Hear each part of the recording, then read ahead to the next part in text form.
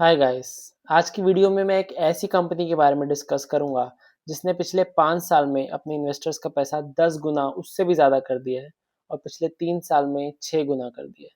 इस कंपनी का नाम है Manorama industries and we will discuss कि ये कंपनी क्या आगे आने वाले टाइम में भी ऐसे ही अपने इन्वेस्टर्स का पैसा बढ़ाती रहेगी, डबल करेगी, यहाँ से कितने टाइम में करेगी। और ऑल्सो वी विल डिस्कस इस business model, fundamental analysis and also latest results and it's management का गाइडेंस क्या है इस कंपनी के बारे में। तो ये कंपनी कोकोआ बटर इक्विवेलेंट बनाती है जो कि हमारी कॉस्मेटिक, कन्फेक्शनरी या फिर चॉकलेट मेकिंग कंपनीज का सबसे अच्छा, सबसे इंग्रेडिएंट है जो इनको बनाना होता है। वो वाली इंडस्ट्रीज में यूज होता है cocoa butter equivalent. So it's an alternative to cocoa butter. तो कोकोआ बटर नॉर्मली बहुत महंगा मिलता है। अ, तो उसका एक ऑल्टरनेटिव है cocoa butter, CBE, cocoa butter equivalent, जिसकी एक लीडिंग मैन्युफैक्चरर इंडिया में है, मनोरमा इंडस्ट्रीज। सो कोकोआ बटर को बनाने में जो हमारा रॉ मटेरियल लगता है वो है सैल की सीड्स, मैंगो की सीड्स, शिया की सीड्स। तो कंपनी ये रॉ मटेरियल एक्वायर कहाँ से करती है? They acquire these mango and sal seeds from forest area जो हमारे मध्य प्रदेश में है, छत्तीसगढ़ में है, उड़ीसा में है। जो पूरा हमारा इंडिया का फॉरेस्ट एरिया है उसमें से 14% area is covered with sal trees.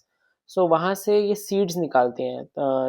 दो seeds are then cleaned and that then it goes into processing. जो इनके प्लांट्स है, सबसे बड़ा प्लांट है इनका रायपुर में, छत्तीसगढ़ में, जहाँ पे सारे इनकी वहाँ से निकलती है, मतलब वहाँ से प्रोसेसिंग होती है, और वहीं से ही फिर इनका जो बटर होता है वो मैन्युफैक्चर होता है, प्रोड्यूस होता है। तो और जो शिया है, जो इनका रॉ मटेरियल, वो अफ्रीका से लाते हैं ये, जो कि बहुत एक की अफ्रीका इनका एक बहुत की मार्केट भी है। और specially for procuring the raw materials, Africa is their very focused area. तो ये CBE they are used in like chocolate. For example अगर मैं एग्जांपल लूँ तो चॉकलेट की टेस्ट, स्ट्रक्चर, उसका उसकी शेल्फ लाइफ बढ़ाने में भी काम आता है जो कोकोआ वाटर इक्विवेलेंट है। और एफएसएसएआई जो हमारी फूड की जो मैनेजमेंट करती है इंडिया में, they have allowed 5% usage of CBE. Maximum जो यूसेज है किसी भी आप मटेरियल में, वो 5% यूज कर सकते हैं। सो और अभी भी 5% मोस्टली जो कंपनीज है वो यूज करती नहीं है। 2 से 3, 3.5% ही यूज करती है, अभी और यूज कर सकती हैं। और यही कंपनी का कहना है कि हमारी डिमांड आने वाले टाइम में इसलिए बढ़ेगी। एनीवेज लाइक, तो ये how do this company Manorama procures its seeds, कहाँ से लाती है सीड्स? क्योंकि जंगल में तो जाएंगे नहीं, मतलब अपने अपने एम्प्लॉयज को भेजेंगे नहीं। सो इनका एक वेस्ट टू वेल्थ मॉडल है विच वर्क्स की जो अ, जंगल के ट्राइबल वुमेन है उनको ये पे करते हैं, उनको एम्पावर करते हैं, और उनसे ही ये सीड्स खरीदते हैं। वो ट्राइबल वुमेन जाती हैं, सीड्स लेके आती हैं जो कि पेड़ से गिरती हैं, मैंगो एंड सैल सीड्स। तो उसी को ही they just buy from them and then उसी से ही मैन्युफैक्चरिंग करते हैं। तो और इनका कंपनी का अभी रिसेंट इस क्वार्टर में एमओयू भी साइन किया है छत्तीसगढ़ की गवर्नमेंट से, और एक अफ्रीका की एक गवर्नमेंट से भी साइन किया है एमओयू। लाइक अगर मैं इसको इसकी वेस्ट टू वेल्थ जो इनका मॉडल है, अगर इसके बारे में मैं थोड़ा सा देखूं इनकी पीपीटी से, तो अ,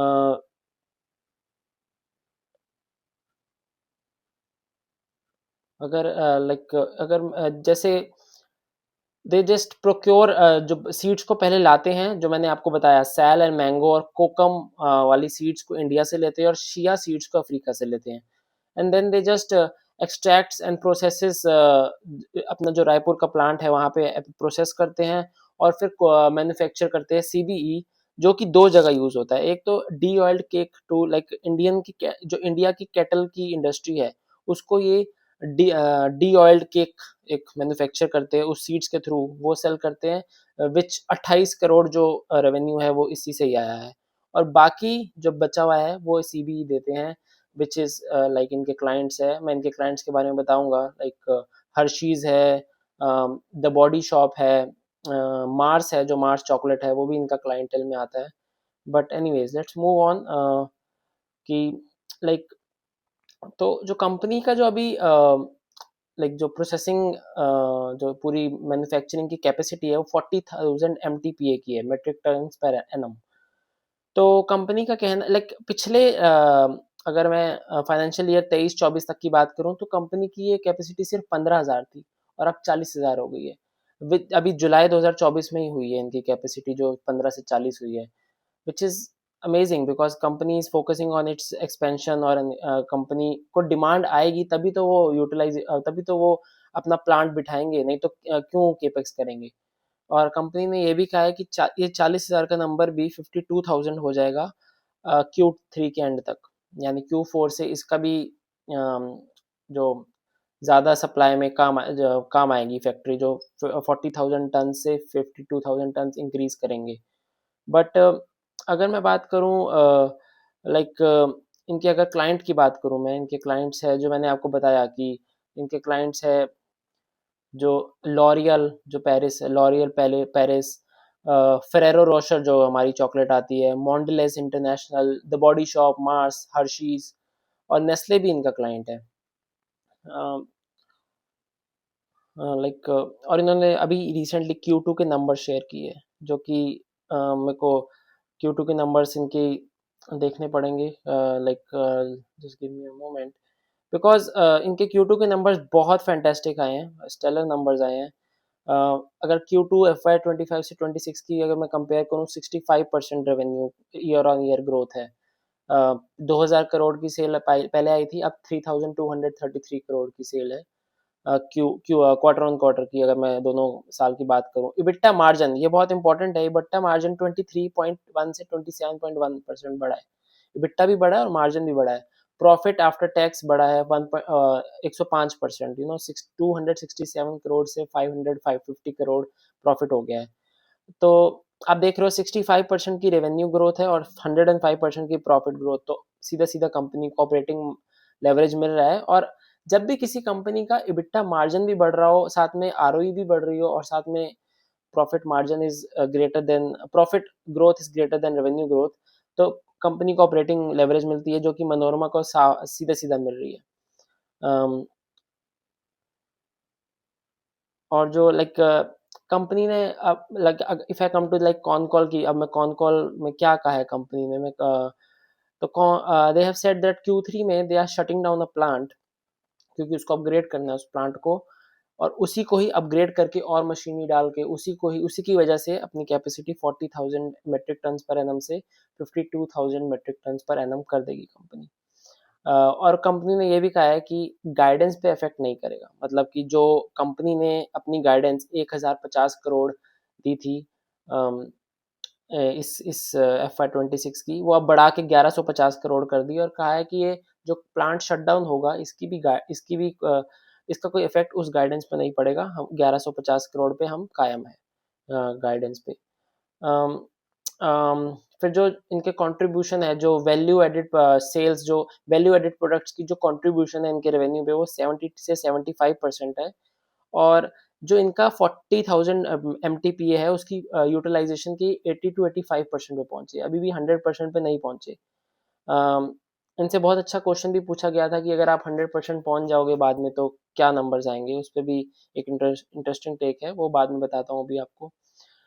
तो MOU साइंड किया है कंपनी ने, बार्किंसो फैसो करके एक जगह है साउथ अफ्रीका में, तो वहाँ पे वहाँ की गवर्नमेंट से MOU साइन किया है और वहाँ पे प्रोसेसिंग प्लांट भी बिठा रहे हैं कंपनी, जिसके बारे में अभी एग्जैक्ट उन्हें केपेक्स एंड ऑल का अभी उन्होंने डिस्कस नहीं किया, आने वाले क्वार्टर्स के कॉन कॉल में डिस्कस करेंगे वो।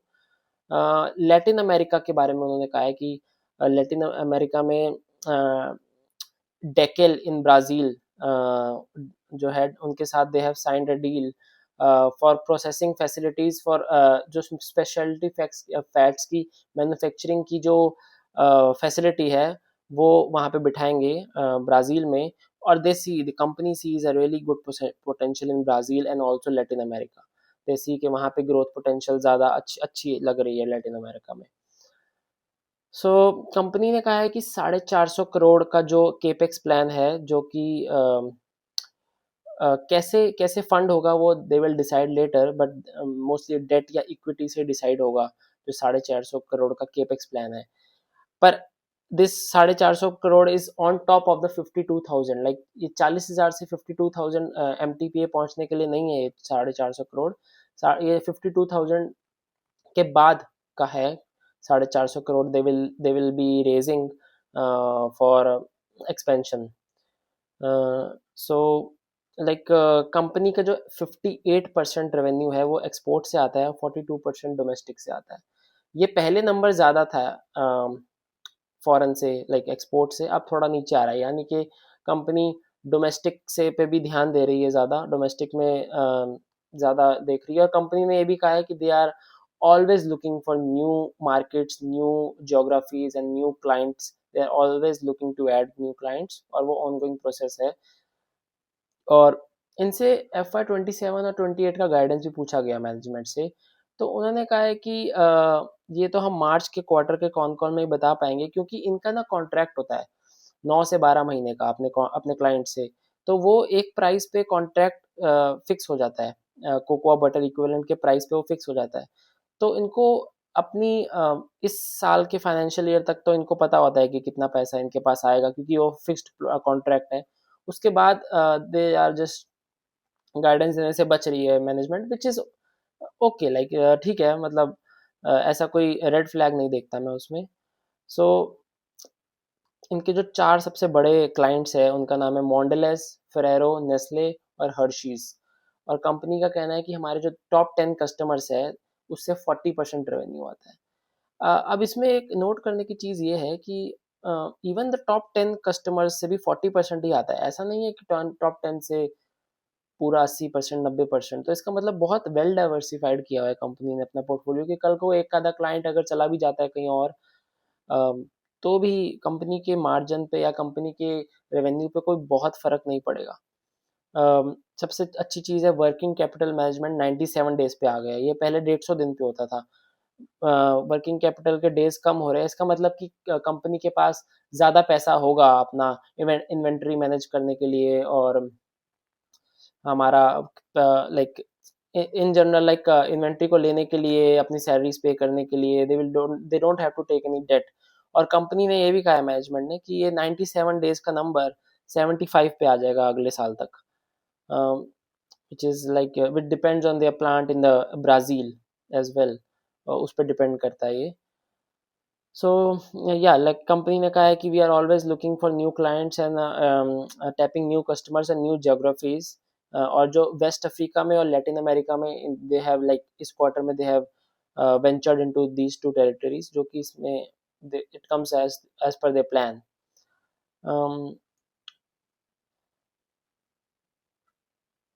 तो कंपनी ने क्या है कि जो 40,000 से 52,000 एमटीपीए जा रहे हैं ये, उसके लिए उन्होंने कोई इक्विटी नहीं बेची है, ना ही कोई डेट लिया है। इंटरनल एक्यूरल से, मतलब जो इनके पास पैसा था उसी से ही they are increasing the capacity. और ये तो जो एग्जिस्टिंग प्लांट है उसी को ही अपग्रेड करके कर रहे हैं, ये उसी में मशीनरी ऐड करके। पर जो 450 करोड़ इनको बाद में अगले साल चाहिए होगा, मतलब वो 52,000 टन से एडिशनल ऐड करेंगे उसमें कैपेसिटी, तो इनको उसमें 450 रुपये चाहिए, 450 करोड़ रुपए की लागत होगी। और लाइक फिर कंपनी से ये भी पूछा गया कि लाइक आपके पास कॉम्पिटिटिव मोट है, आपका मोट क्या है। तो this is like very true that इनके स्केल पे कोई और इंडिया में कोकोआ बटर इक्विवेलेंट नहीं बनाता है, ना ही सेल करता है। और specially like they are the, company ने ये भी कहा है कि like they are the largest, sal और मैंगो सीड्स के तो लार्जेस्ट मैन्युफैक्चरर है ये, उसको प्रोसेस करने के तो ये लार्जेस्ट है इन द वर्ल्ड।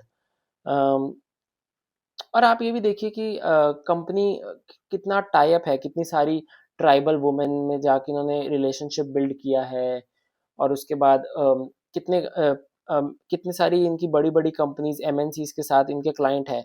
तो और फिर ऊपर से फिर बीच में आपको manufacturing and all these things, तो इतना एक काफ़ी अच्छा खासा एंट्री बैरियर है कंपनी के पास, क्योंकि सारी चीज़ें आपको कोई जल्दी से अपना ट्राइबल वुमेन के साथ, लाइक ऐसे लोग वहाँ पे आपको जल्दी से एंटरटेन भी नहीं करते। तो और फिर उसके बाद बड़े क्लाइंट से भी अप्रूवल लेना आसान नहीं होता, इतने बड़े-बड़े लाइक फॉर्च्यून 500 कंपनी से इनके क्लाइंट्स हैं, तो obviously they have an entry barrier which is not easy to replicate for a company जो कल आई है पैसे लेके। अम,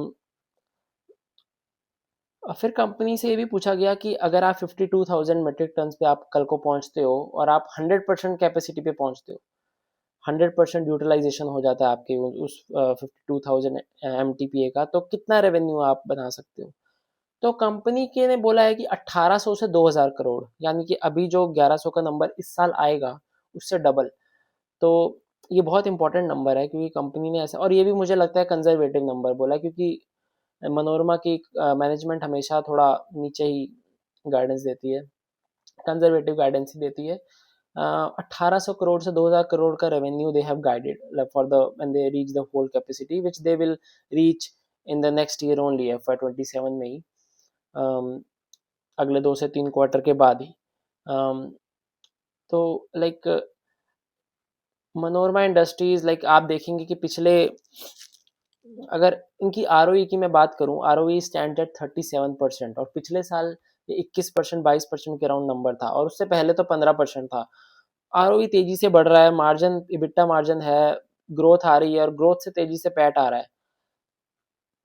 इस कंपनी में like I feel very bullish on it, I feel very comfortable adding my adding my like adding more to my portfolio if needed. और company 1500 से around 1300 भी थोड़ा करेक्ट भी हो गई है, लेकिन हाँ, कई लोग कहते हैं कि मनोरमा इंडस्ट्रीज का स्टॉक बढ़ नहीं रहा, अड़ा हुआ है, फंसा हुआ है। But I think it's a good opportunity to add because company business wise तो बहुत अच्छा कर रही है। पर क्या इस वैल्यूएशन पे 45-46 के पीई पे मनोरमा इंडस्ट्रीज को ऐड करना चाहिए? और अगर करना चाहिए तो किस टारगेट के लिए, क्या शॉर्ट टर्म या लॉन्ग टर्म क्या टारगेट होना चाहिए, और ऑल्सो किस वैल्यूएशन पे ऐड करना अच्छा रहेगा, क्या किस कब एंट्री करनी चाहिए मनोरमा में? ये मैंने अपने व्हाट्सएप ग्रुप में बताया है। आपको इसका लिंक डिस्क्रिप्शन पे मिल जाएगा। It's free to join secret inner circle where I discuss company के बिजनेस मॉडल्स एंड कौन सी कंपनी मुझे सही लग रही है जो बिजनेस लाइक अच्छा बढ़ा रही है, आने वाले टाइम में अच्छा अच्छा मल्टी बैगर बन सकती है, अच्छे रिटर्न दे सकती है, and also other things like we discuss mind set as well. Feel free to join, it's free to join for now. Link आपको डिस्क्रिप्शन पे मिलेगा। Thank you.